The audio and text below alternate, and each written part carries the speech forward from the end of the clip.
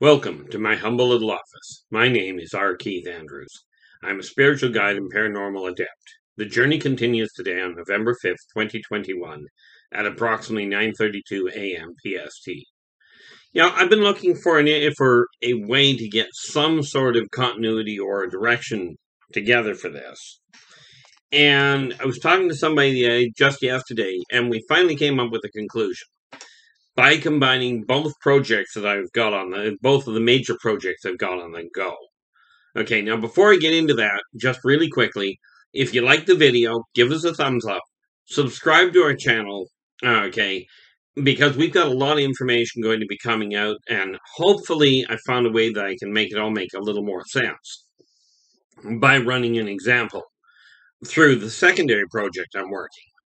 Okay, don't forget, when you hit the subscribe button, hit the alert to let you know when the next video comes out.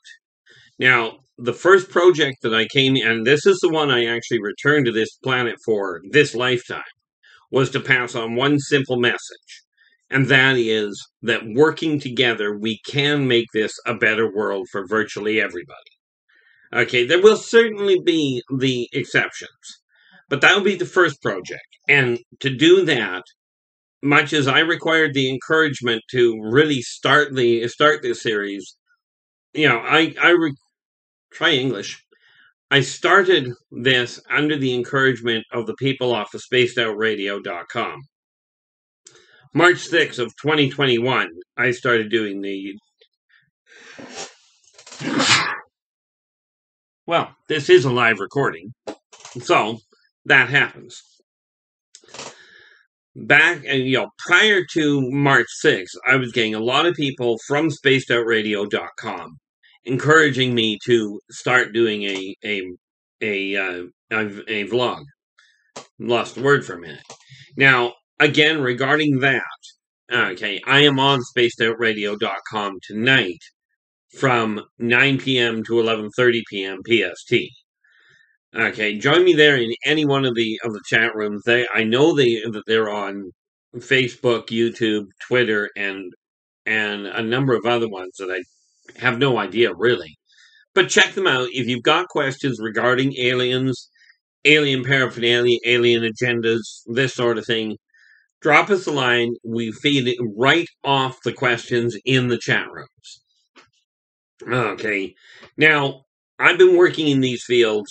In the consulting field on personal involvement, relationships, alien technologies, alien races, since I was a child. I was born into it, including the metaphysical fields.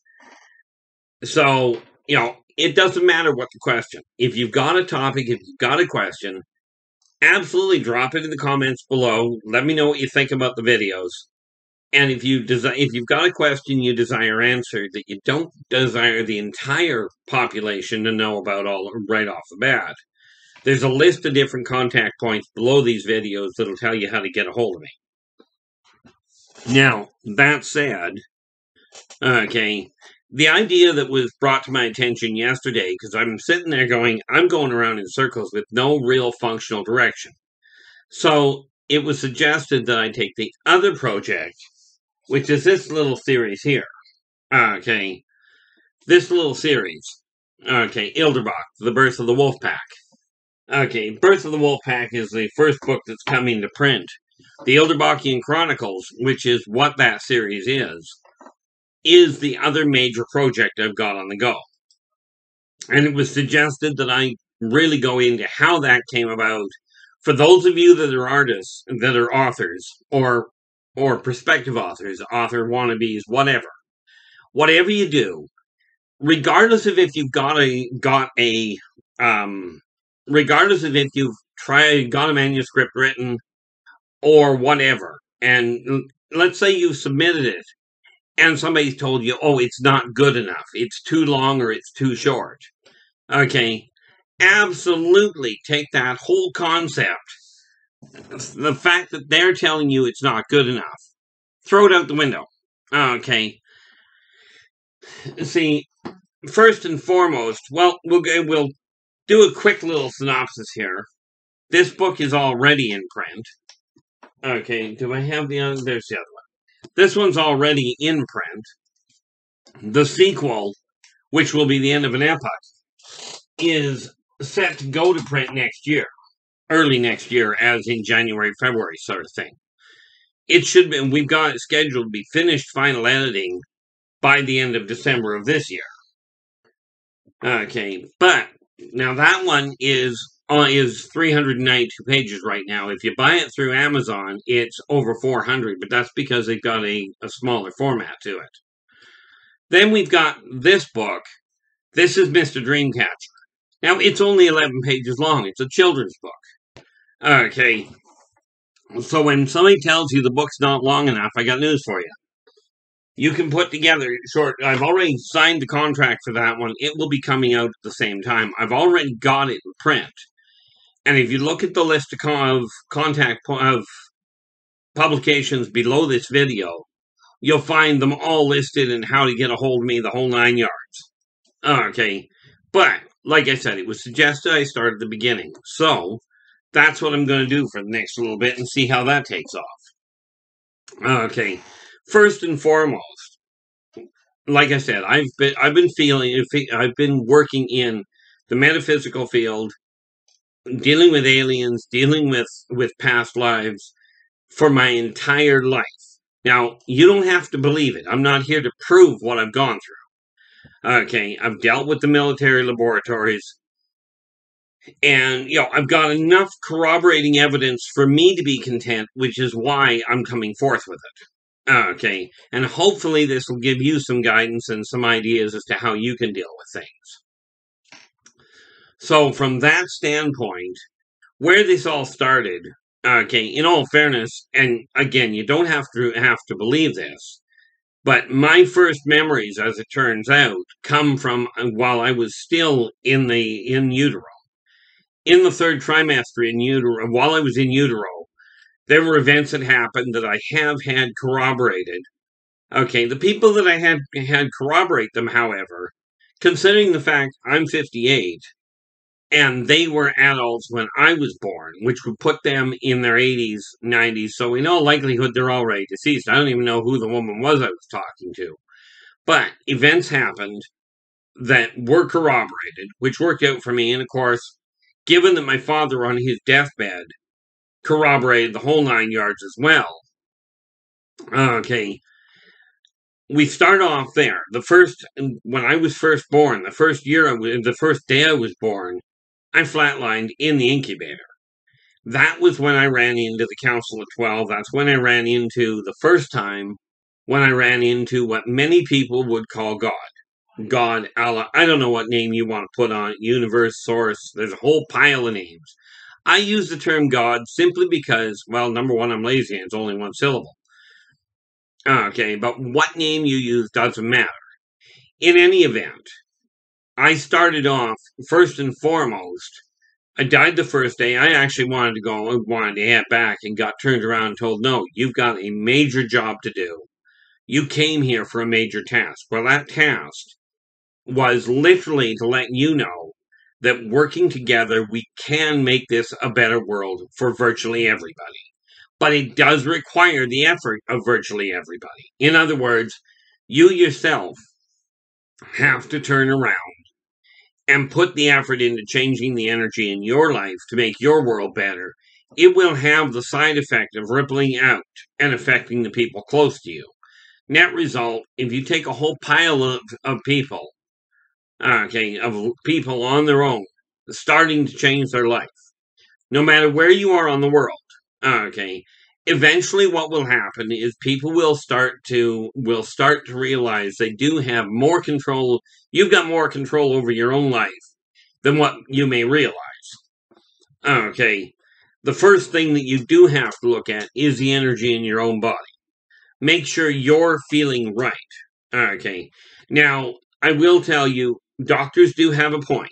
When I snapped my arm back in 2003, 2004, in 2004, I'm glad I had a doctor that had been trained in surgery, because I'll tell you, he did a bang-up job on repairing my arm. Or more to the point, in bolting it into place so I could repair my own. So, we start off way back. The first couple of years, by the time, at birth, I died. At 20 months old, I took a fever of 108.4 and flash fried the hypothalamus and the hippocampus. That created all kinds of complications, not the least of which is I was diagnosed mentally retarded. Okay, which was cute, considering what happened later, but we'll get to that in a little while. Probably a couple of days down the road. My father was the superintendent of Sunday schools in the Comox Valley. Okay. And therefore, I started Sunday school rather early. I was in it from age 5-ish. But here's where things got really loopy. Okay. While I was in Sunday school, I remember sitting there, and yes, understand. If you believe in God, that's your choice. I do. That's just me. Am I here to convince you of it? Not at all. The only reason I bring it up is because it's a terminology thing. You get to figure out how much of it you want to take on, how much you want to believe. But in kindergarten, if you know the Christian Bible, this will make sense. Okay, if you don't, bear with me. Okay, but I remember in kindergarten, we were studying the story of Adam and Eve. And for those of you that are creationists, this will make sense. For those of you that are evolutionists, it may not, but we'll get to that in a little while and show you where they connect. But at age 6, we were talking about the story not of Adam and Eve, of Cain and Abel. Okay. And we went through the story. Basically, it boiled down to Adam and Eve gave birth to Cain and Abel. Cain killed Abel, and then God marked Cain. And at 6 years old, when we heard this story, I looked at the teacher asked if we had questions, and I put my hand up, and I says, yeah. Why did God mark Cain?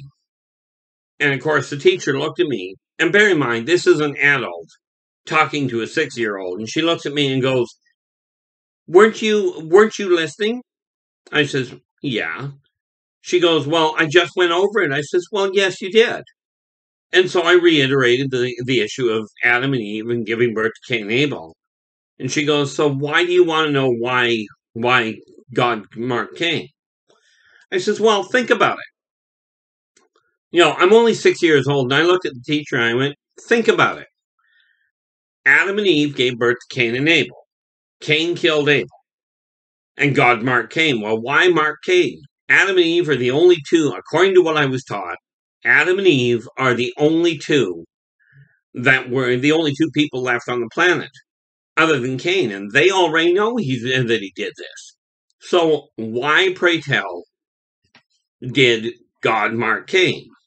And I talked to somebody a little while later, actually a number of times, and, they're going, they were saying, well, it was in case you run into other people. I said, but now I'm only a child. I haven't even got to my teenage years.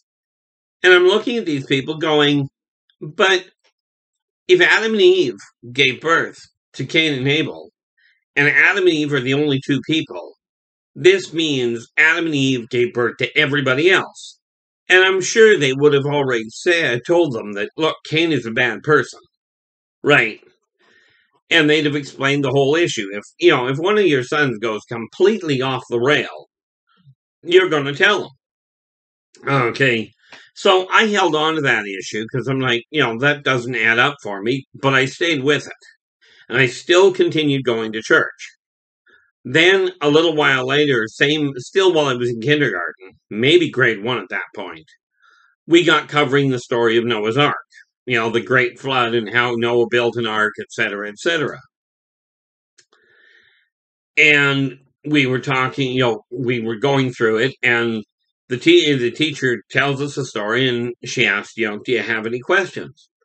I says, yeah. What difference does 12 hours make? And the teacher goes, well, what do you mean? Weren't you listening to the story? I says, of course I was. Noah got told to build the ark. Right, and I mean, I used to know the measurements, but it doesn't matter. Noah got told build the ark, right?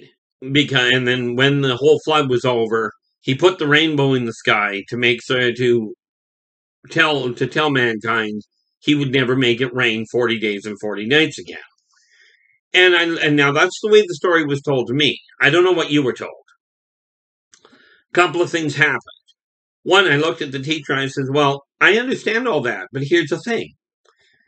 He said he wouldn't rain and make it rain for 40 days and 40 nights. He said nothing about 40 days and 39 nights. So, what's the difference? What difference does 12 hours make? Well, again, the teacher couldn't give me a solid answer, so I carried that with me for a while.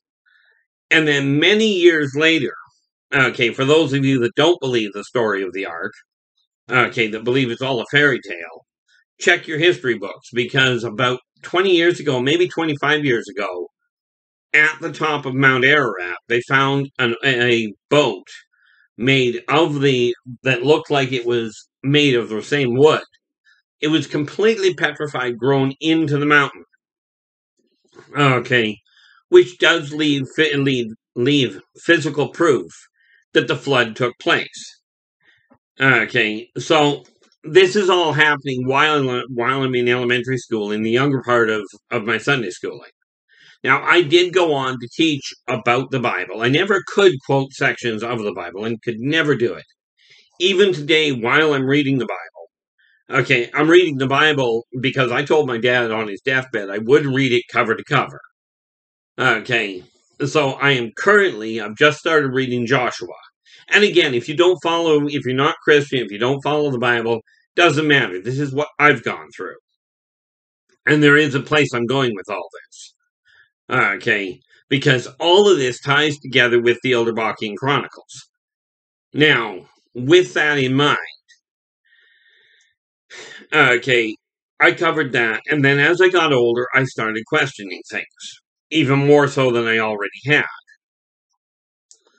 As it turned out, I get to fit into 10 years old, and that was when my ability to see what people were going through became public knowledge. And I've been reacting to people and knowing what was going on since I could crawl.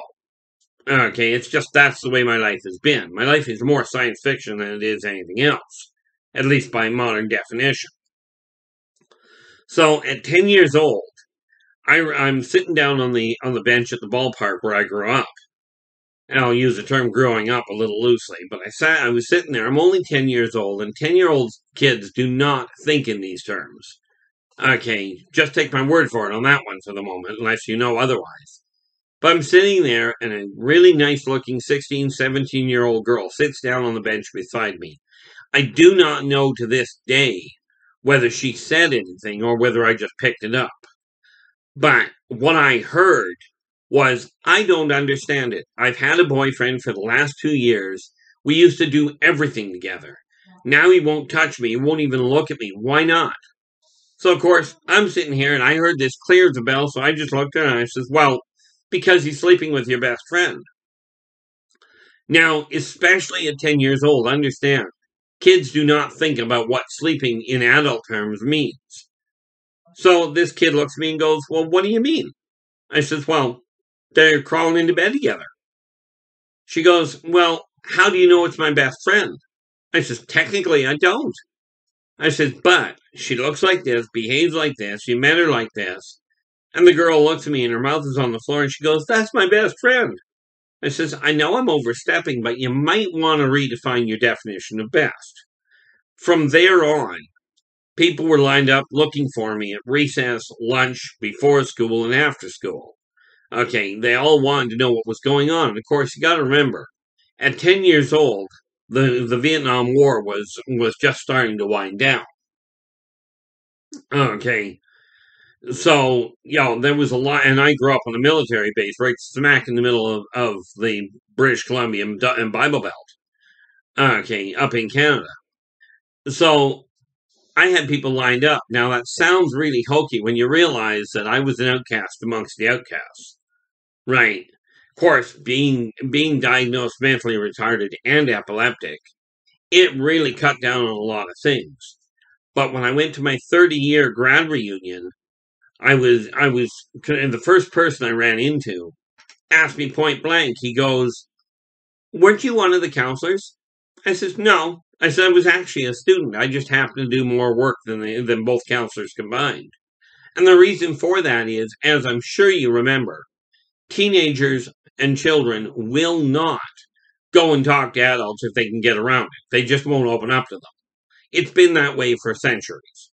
So I had a lot of kids coming to me because the war was still on. Many of them were simply wanting to know, is mom or dad coming home? Are they going to be home? Are we going to have to move? So I've been working on that since, publicly since I was 10. It wasn't until I was 23 that I actually got into it professionally, as in generating an income. But move forward a little further, and I'm sitting in grade 10, and we were given an English project. And the project was to write a storyline. So I wrote a storyline out. But here's what I did with it, and this is where it got really screwy. I found a way in the Yldrbac Chronicles. The original storyline was called Ernath. Okay, it was a school project, and that original poem, the first one that I wrote that storyline with, is actually in the back of the Yldrbac Chronicles of the birth of the Wolfpack. It's been modified a little, as in I changed the actual number of years I'd written in and cut it down to many millennia. Okay, but when I started looking at the storyline, I combined religion, spirituality, technology and magic, ancient races, as in elves, dwarves, that sort of your pixies, that sort of thing, aliens, as in literally the races that come from off the planet. Okay, I took into consideration the physical world and the metaphysical world, lumped them all under one umbrella, and wrote the storyline. Now, at 15 years old, you wouldn't think that that would be the way that things work. This is one of the reasons why I was listed and why I felt like an outcast amongst outcasts. Okay, and that side of it, when I wrote that storyline and I turned it into the teacher, she looks at it, she brings it back and she goes, "Do you have any idea what you wrote?" I looked at her and I went, "Well, yeah."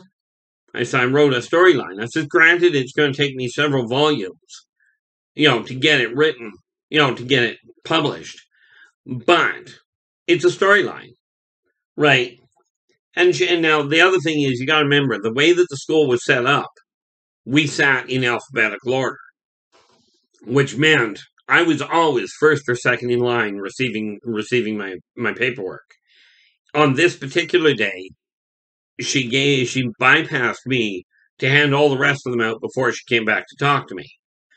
And when I told her I had just written a storyline that encompassed all of this, she goes, "No, well, yes, you wrote a storyline," but she says, "What you did was you wrote an epic poem." I says, "What is an epic poem?" She goes, "That is something that hasn't been taught since the middle 1800s, anywhere." Right? She goes, "You're going to make your money writing." Now, I took a look at that and went, okay, and I sat on the storyline. I had the storyline in my hand. Okay, and I kept it all these years. So, when I finally got around to writing, and well, we'll get to the writing in a minute because we haven't quite got there. Okay, now I was 15 in grade 10, so at 17 years old, we left the Comox Valley and moved to Kelowna. Okay, but in 1976, okay, the same year that I wrote this poem outline, right, in June of 76, so I've already written the story outline. Then in June of 76, right after the school year ended, I got introduced to Dungeons and Dragons. Okay, where I began my role playing. To this day, I still role play once or twice a week, on average. I still play Dungeons and Dragons. But I got started with that. Okay. And my life carried on. And then I got into a game called Aftermath, which is another role-playing game. I played multiple other ones, and I covered a few of them. Things like Traveler, Teenage Mutant Ninja Turtles, Villains and Vigilantes, Champions.